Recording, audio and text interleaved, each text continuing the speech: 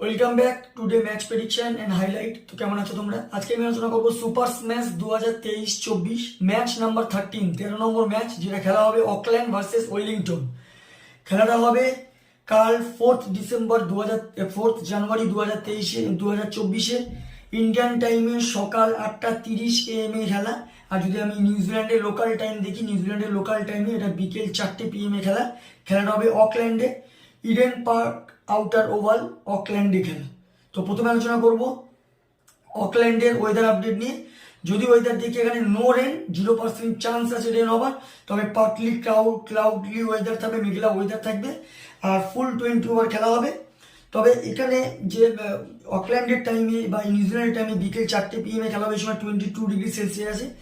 তার 1 থেকে 1.5 ঘন্টা পর, মানে খেলা শুরুর রানিংয়ে 1 থেকে 1.5 ঘন্টা পর রেন, একটা হালকা চান্স আছে রেন হওয়ার, 40 থেকে 50% চান্স আছে রেন হওয়ার। এই রেনে হয়তো খেলা কম ওভারও হয়ে যেতে পারে বা ডিএলএস মেথডে আসতে পারে, কিন্তু খেলা শুরুর 1 থেকে 1.5 ঘন্টা পর একটা চান্স আছে রেন হওয়ার। অকল্যান্ডে যদি আমি পিচ ক্যালকুলেশন করি, তো এখানে একটা কথা বলবো, লাস্ট ম্যাচ এখানে ওপেনিং ম্যাচ হয়েছে, যেটা অকল্যান্ড 185 করে ডিফেন্ড করেছে। তো কালকের ক্যালকুলেশন আমার হাই স্কোরিং রান হবে, আর হাই স্কোরিং রান চেস হতে পারে, এমনকি হাই স্কোরিং রান হয়ে জ্যাকপট চেস হয়ে যেতে পারে। কাল চেসের দিকে আমি ফেভারে যাবো। তাই এখানে একটা কথা বলতে পারি, টস জিতে ফিল্ডিং নেওয়া দরকার।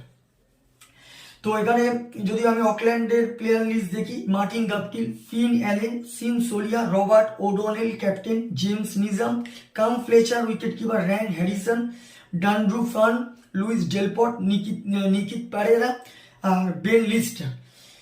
ওয়েলিংটনে যদি আমি প্লেয়ার লিস্ট দেখি, Tom Blundell wicket keeper, Tim Robinson, Nick Kelly, captain Mohammad Abbas, Jesse Tashkoff, Callum McLachlan, Nathan Smith, Logan van Beek, Peter Younghusband, Ben Sears, Iain ম্যাকপি।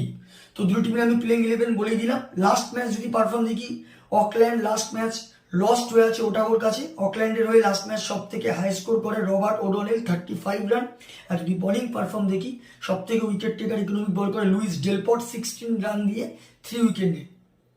ওয়েলিংটনে যদি লাস্ট ম্যাচ দেখি, ওয়েলিংটন লাস্ট ম্যাচ উইন হয়ে আছে।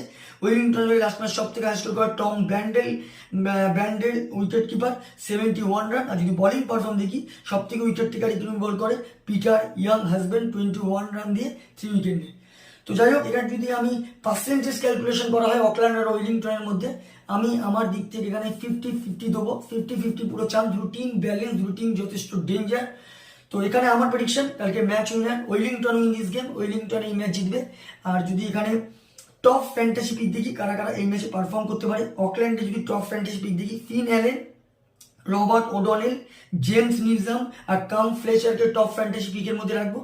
আর ওয়েলিংটনে যদি top fantasy pick দেখি, Tim Robinson, Nick Kelly, Peter Younghusband আর Logan ভ্যানভিককে top fantasy পিকের মধ্যে রাখবো। আর রানের যদি ক্যালকুলেশন করা হয়, তো আমার এখানে ক্যালকুলেশন, যদি অকল্যান্ড ফার্স্ট ব্যাট করে, তো অকল্যান্ড 180 থেকে 190-র মধ্যে করবে, যেটা 3 উইকেট কি 4 উইকেটে এই ম্যাচ ওয়েলিংটন জিতে যাবে। আর ওয়েলিংটন যদি ফার্স্ট ব্যাট করে, তো আমার ক্যালকুলেশন ওয়েলিংটন 190 থেকে 200-এর মধ্যে করবে, যে ওয়েলিংটন 10 রান কি 15 রানে এই ম্যাচ জিতে যাবে। তো ভিডিওটি ভালো লাগলে লাইক করো, শেয়ার করো, কমেন্ট করো আর সাবস্ক্রাইব করো। বাই।